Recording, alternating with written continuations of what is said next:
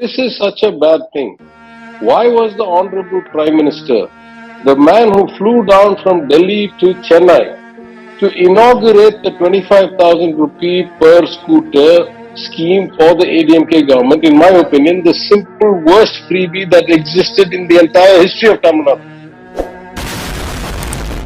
It was pollution inducing, anti-public transport, lot of fraud. It was in every way a bad scheme. Why did the Prime Minister come to inaugurate that if he is so much against the freebie culture? These are only two questions I ask. But you also come from a state where political parties have promised free saris, free mixers, free grinders, free televisions as part of the election manifesto. And if you're saying why is the Supreme Court involved, can I turn around and ask you this question, PTR? Who then should decide? Can netas be trusted to decide what is a good freebie, what's not? Because their primary concern oftentimes when they're trying to spread in new states is to win elections.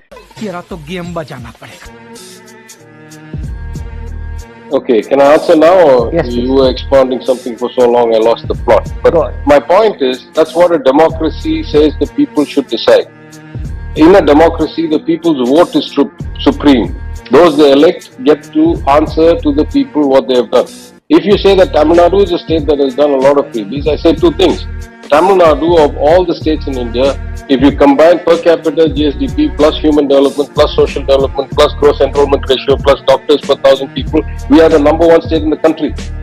What is wrong with my performance that you tell me you know better than me how to run the state? I say that my fiscal deficit is 3.5%, well below the borrowing limit, and the unions are at 7%. I say my per capita income is more than double the national average. I say that my inflation is lower than the national average by 2.5%. Why do you assume that somebody can tell me how to do my job better?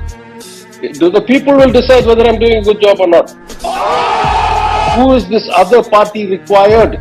If the netas cannot be trusted, what is the notion of democracy? Which neta can be trusted? There is no categorization of netas. Good neta, bad neta. That's what the people get to decide in an election. What more do we need?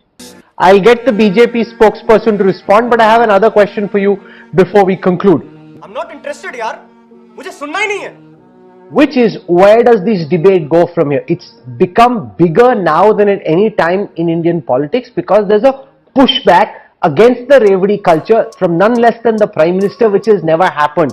This whole idea that the poor must be given, because the Prime Ministers and the BJP is trying to make the point that if there is something which leads to empowerment, you build something, it has a multiplier. Those are the kind of welfare schemes we should be investing in rather than just subsidies which take care of your immediate requirement but don't build any capacity, whether it is physical capacity or technical capacity or intellectual capacity or ability to work in the future. That's the differentiation the Prime Minister is trying to draw, which is crucial for the government and for Indian politics at this juncture. I'm just going to make the point. Yes. Either you must have a constitutional basis to say what you say, in which case we all listen. Or you must have some special expertise. You must be a double PhD in economics. You must have some Nobel Prize. You must have something that tells us that you know better than us. Or you must have a performance track record that shows that you have grown the economy wonderfully, that you have brought down the debt, that you have increased the per capita income, that you have created jobs. Then we say, oh, we listen. When neither of these is true, why should we listen to somebody's view? What makes that the gold standard? What makes that the word of God? I'm a believer. I believe in God. I don't believe that any man is God. Why should I take somebody's perspective? The election gave me the right to do what I'm supposed to do. My chief minister gave me a job to do. I'm doing it well. I'm outperforming the union government by a lot. I guarantee I'll continue to do that for the next 3 years.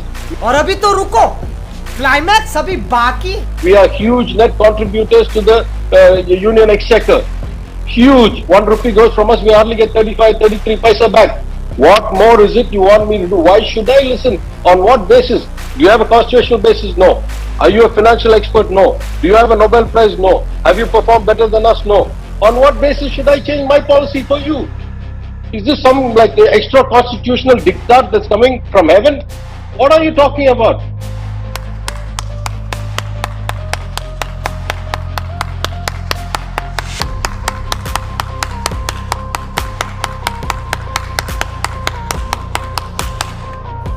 मजा आया।